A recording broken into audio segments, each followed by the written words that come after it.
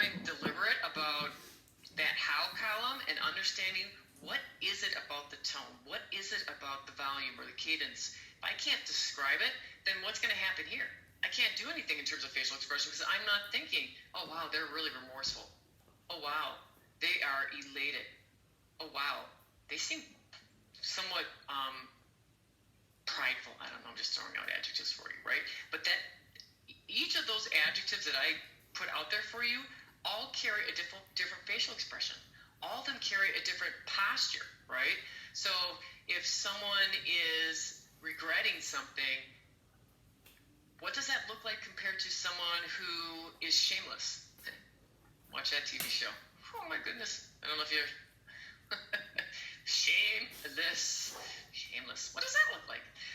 That's the importance of this column. So I cannot emphasize enough how much time we need to spend understanding what's happening, regardless if it's coming at us in ASL or if we're hearing it in English. You need to understand this column. So the slides that I have for you are not all inclusive. They don't carry everything, but it's a good enough start to get you going.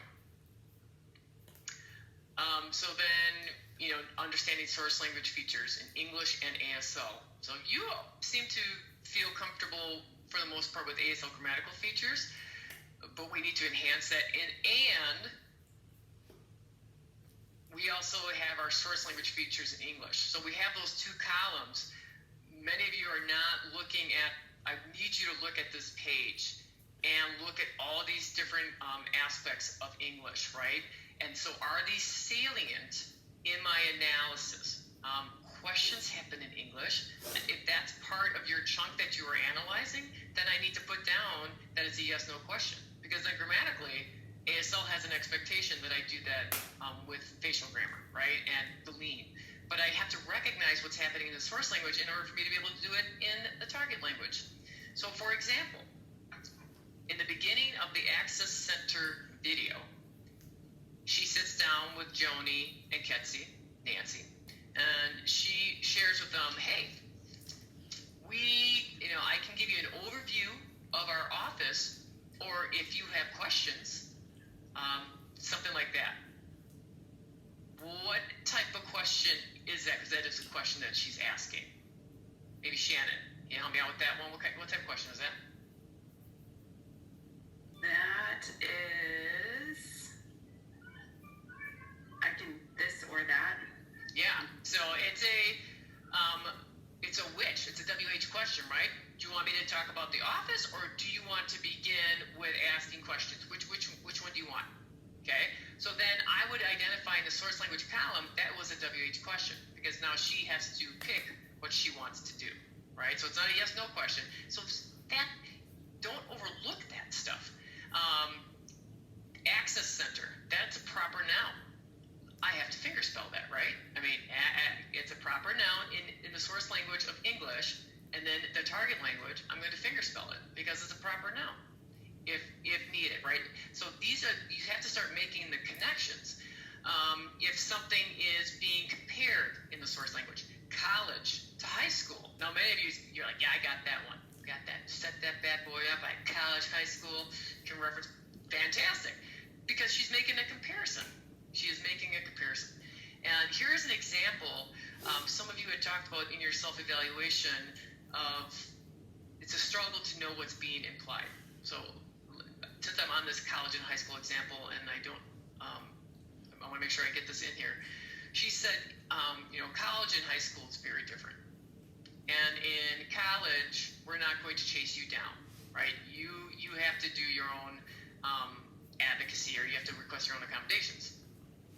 What is she not saying that's implied with that? Because she never goes into high school. She just talks about college, what's not going to happen. So maybe, who have I not heard from? Alyssa, what is not being stated there when she's making the comparison from college to high school? So Nancy says, in college, we're not going to chase you down. What's implied? The implied meaning is that it's the students' responsibilities to advocate for themselves and to go get help if they need it. Right, because what was their experience before that?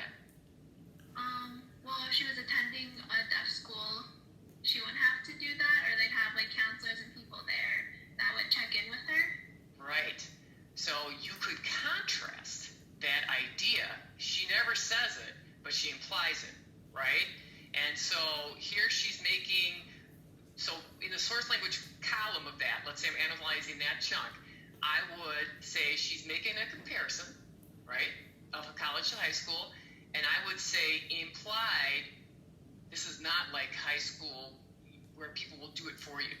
So then I'm going to then take that implicit piece and make it explicit, and I might use contrasting as the ASL feature to get out the idea of, so like college, remember, so in the high school, teachers, counselors, interpreter, help tell you what to do, that kind of stuff. College, nope, self, right? So I can contrast to emphasize the point that she's making, which is implicit in the source language. I'm going to make it explicit in the target language. And the way that I make it explicit is by I could use role shifting and contrasting, right? That's what I'm saying. So just a line like that, understanding grammatically what is happening so that you know, oh, boom, this is how I make the switch. Is that helpful when I'm giving you those examples of how I try to think about language? Okay, I'm seeing a couple yeses. Elena, is this helpful to you? Thanks. I just wanted a little affirmation. Let me go back this way.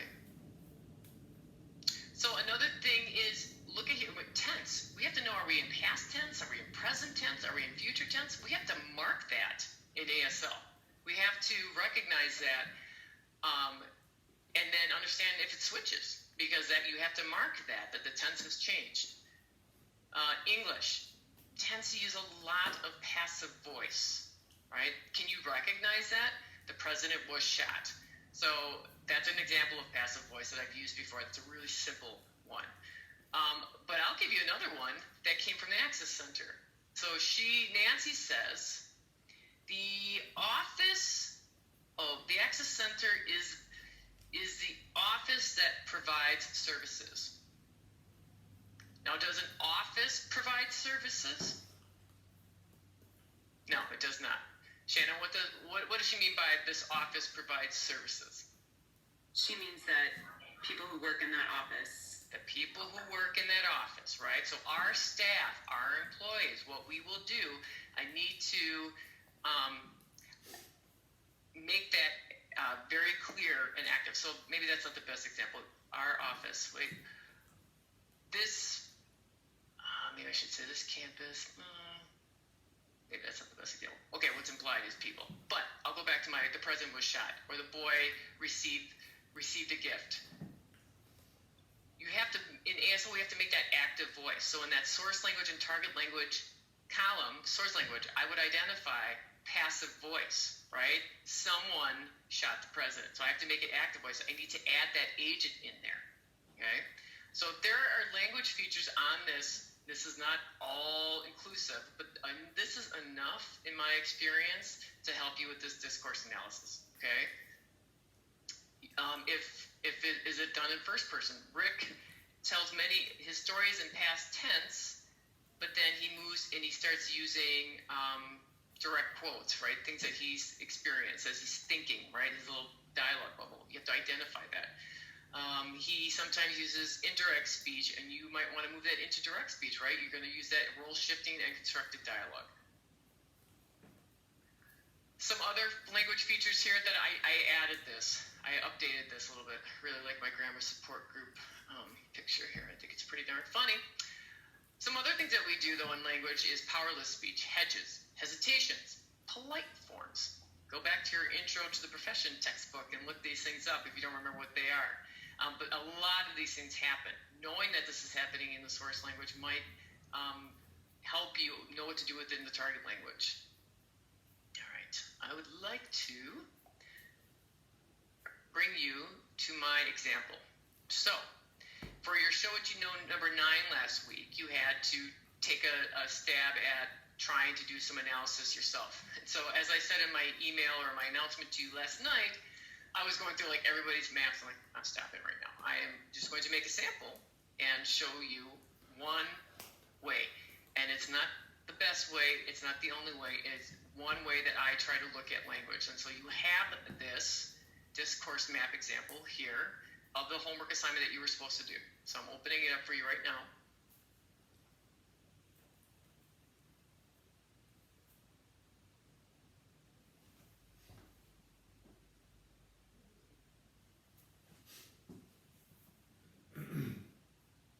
It's open.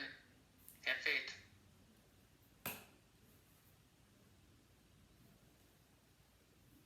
So I have to say, I was actually very impressed given what you put together for your first initial try it. So I definitely want to say kudos and good attempt on that.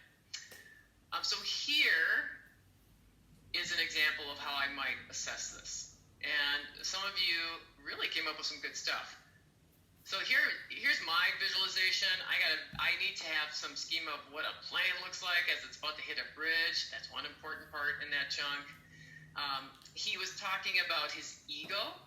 And so what does it mean? What does that look like to you when someone's being prideful or their ego gets in the way? That takes on a certain look, right? So I have to have that visualization of what that means. And I know this is not a visual here, but the idea of regret, and then this idea of the choice. You have choices in your life, right? So this helps my visualization of which way I want to go. And then he's talking about removing negativity, which to me is about joy. So many of you had good pictures, you got that, but don't minimize this part. Don't be brainless about what you're picking and throwing in there as pictures. The picture should help you visualize so that you can become the characters, that you can use classifiers, so that you can use space in a way that matches your schema, right? Which should match the meaning of the speaker. So intent here, this is your 1 to 2 line summary, right? If someone quickly said to you, what is this chunk about? This is it, right? He's providing another takeaway from a near-death experience, right? He's got his list of takeaways, and he's reflecting on his life, what was good, and then what he can make better. That's what this piece is about, right? So that's gishing it. If I didn't catch anything, I could at least give you that line. This is what it's about. And that actually would be an accurate interpretation. You might be missing some of the details, but if you can get the intent, that's more important. And that's what we're trying to get you to do as students. What's the intent? As you get stronger, as you become more proficient, you will start to add more of the details and the units and you will be able to decide and discern, like, oh, that one was really important, or no, that one wasn't needed because I'm moving from a very explicit language and I'm moving it into an implicit language, or vice versa. Like, I have to make it explicit. When things slow down, you definitely know how to do that. But your number one job when you're interpreting is to try to go for intent first. If you know what that is, bam, get it, and then add the objectives and the objectives, goals, objectives, details, units. I got it. Okay. Here are the keywords that I identified in this chunk. And if you feel like I'm missing something, please let me know. The second thing, we're chronological order. First, second, third, okay? But if you go look here in the English, he's saying that I thought about, I lived a good life. I'm trying to... Where did the buck go? I know it's in there. But in my humanity. All right, so he's saying I had this good life, but I made some mistakes, right? So he's contrasting what he did right, but what he did with what he did wrong, and that's what he wanted to change. So but to me is a cue of, I know now he's going to say the opposite. I can hear it because that word but is a big is an indicator. It's a cue to me. And then after, so he did this, and after he did this. That's a sequence of things that are coming. So then I can predict, okay, and then I'm shifting through in my, maybe if I'm working from English to ASL, I need to have pauses. I need to have transitions. I might want to list. I might want to do this, because I can hear it in the English. I must do something with it in ASL, right? That's what adds to prosody. That's what adds to flow. That's what adds to cohesion. Okay. Questions on what I identified as cues in this particular piece? Because that was probably one that many struggled with. It was lots of words were put in there because the words were emphasized. That goes under the how column, not under the cue column. So I'm going to wait. Questions?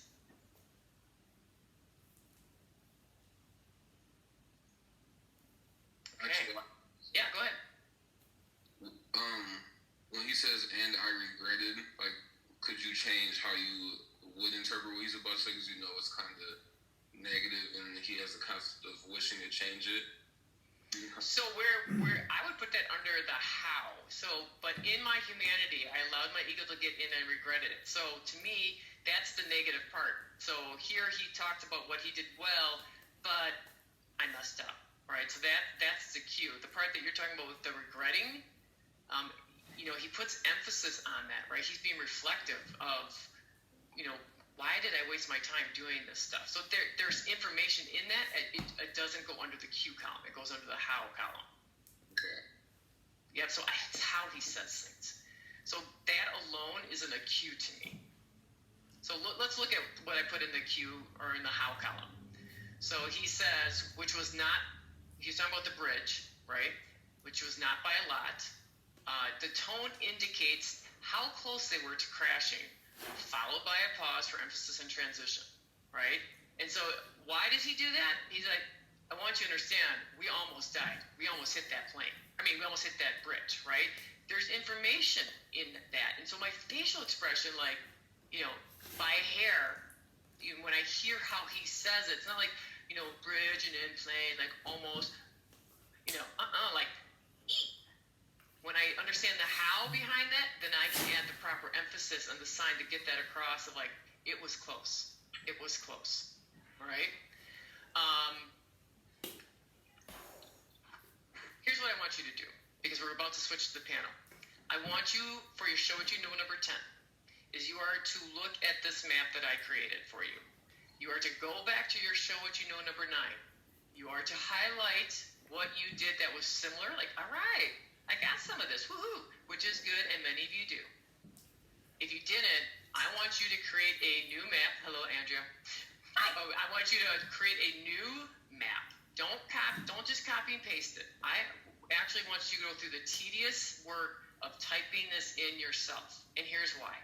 It's what's going to help increase your understanding and enhance your memory of this stuff.